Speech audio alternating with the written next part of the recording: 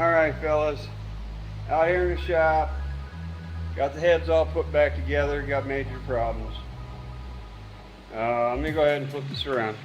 I went ahead and lapped all the valves, put the springs onto these heads, push rods and rockers on, finger tight, and I went around and slowly took the slack out of each one of these as I cranked the engine over. And it pulled the studs, just like I was afraid of.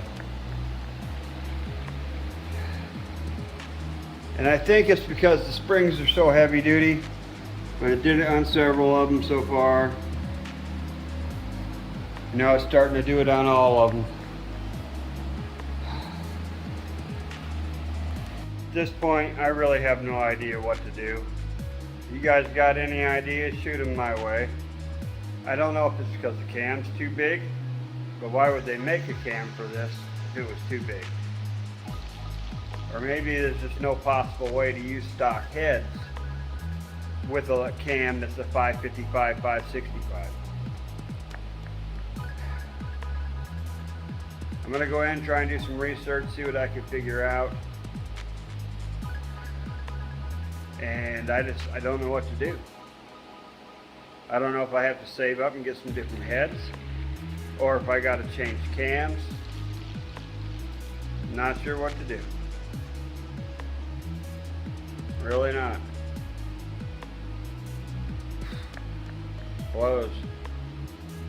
Thought I was going to be done and be able to slap this engine inside the car and get the transmission up so I could see how much of the floor I had to cut out. Get it all mounted. Still stuck on this head issue with the studs. No matter what. Just don't know what to do. So I'm gonna go do some research. In the meantime, if you guys got any ideas, shoot them my way. Alright, Builds&More out. Well fellas, I figured it out. Oh, sorry, I just inhaled my saliva. I've been hacking it up. Anyways, I found out that with a stock 302, you can't go beyond a 500 lift on a cam because the valves will hit the pistons and pop, either bend the valves or pop the studs out. So hopefully I didn't bend any valves and I didn't, just the studs were popped out. So as I was turning it over, hand turning it over, the valves were hitting the pistons and pulling the studs up and out because it's the 555, 565 cam lift. Sorry. Anyways, that's the problem. So what I have to do is change the cam. So I got to get a different cam for it, which really sucks. Let's see what I can come up with. But at least now I know what the problem is. Alright fellas, I'm going to get you caught up where I'm at here. I got the engine back together for more than what it was. Okay, I'm still using the Trick Flow push rods, and they seem to be the right length and size, and I got them adjusted, I believe, correctly. I got the intake on, the valve covers on, I got the lifters in, the dog bones, the whole retrofit kit for the rollers. And the roller tip rockers, I got the plugs in, the wires, distributor set down to number 1, and I'll flip you around. We are getting pretty doggone close now. You know, I still gotta like zip tie wires up and stuff and get them, you know, where they need to be going, but it's further than what it was. I wrote my firing order down on there, kind of paint marker kind of ran a little bit, and I got my number 1 set and the rotation for clockwise. Got them all put in there, and I primed the engine, you know, using the shaft on my drill that goes down in here, connecting to that shaft, and got all the oil pumped up through all the rockers. Seems like it was doing good, so, and I kind of set my area for my timing. The paint marker ran again, I don't have an actual thing that goes here to point, but I'm pretty sure it was right here.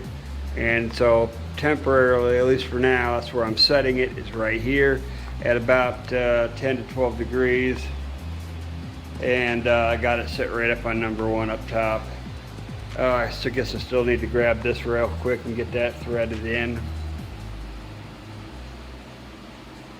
So, but that's where we're at right now. We're coming along pretty good. So I'm gonna keep at it.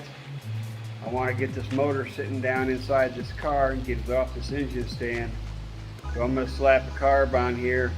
I decided for now I'm gonna leave that 750 on Frankenstein, and I'm gonna clean up this single pumper Holly to get that cleaned up. I know this carburetor ran really good when it was on Frankenstein on that 460.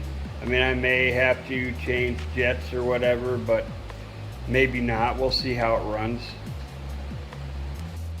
And for the cam, I got a bigger cam than what was stock in it, but it's not a big cam.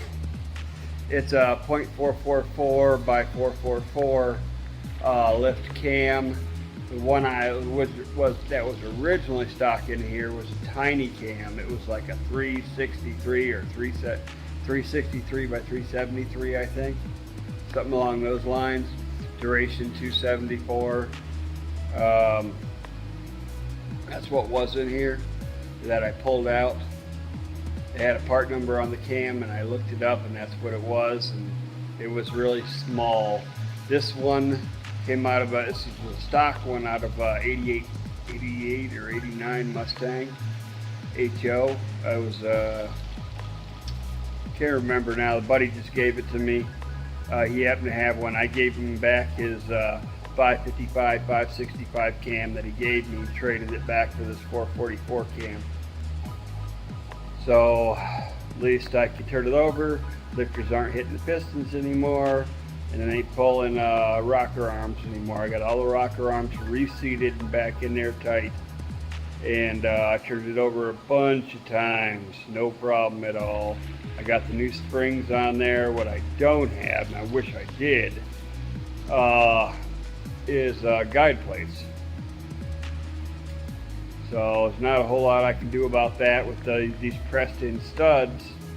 There's no way for me to put a guide plate on there. You can't screw it down or anything. So I would have to pull all those out and get thread in ones and tap it and put them in, and I don't want to go through that. I just want this engine to run. I am not planning on making anything more than 300 horsepower for this and not revving it over 6,500 RPMs. That'll be its max. So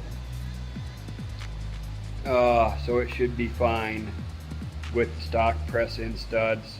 And I got good push rods and good springs, so the springs are actually good for up to 6 double-aught lifts. So they're really heavy-duty springs, a lot more than what it calls for. I just hope none of the valves got bent. I'll be checking compression once I can get a flywheel starter on it, which won't be until I get it mounted down in here, which is what I plan on doing here real soon. Like maybe even tonight I might be pulling this hood off, sitting it off to the side, and dropping this engine down in tonight. We'll see. But if I do, I'll show you guys. All right, hang in there, and we'll get her done. All right, I did a little bit more, fellas, and now I'm done for the night. I got a 1-inch carb spacer on. I got the carb blown out and cleaned up, and got it put on here, and pretty much there. So not sure what model Holly this is.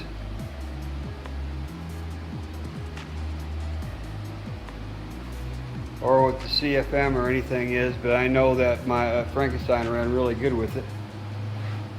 Of course, that's been a long time, so hopefully it doesn't leak or anything, or at least not too bad. Oh, well, that's it for tonight. Y'all have a good one.